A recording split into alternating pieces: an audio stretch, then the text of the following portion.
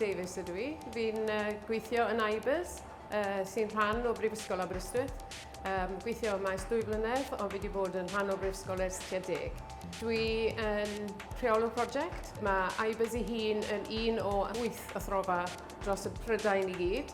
Yr unig un yng Nghymru yn edrych ar gwyddoniaeth amaethyddol, Green Future, Net Zero, gyd o'r pethau amaethyddiaeth hyn, edrych ar bwyd y dyfodol ac yn y blaen.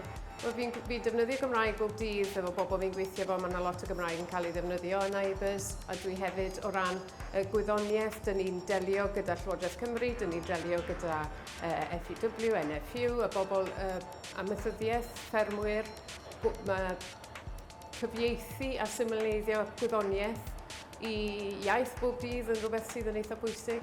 So mae hyn yn rhan o gwaith ni yn IBERS hefyd.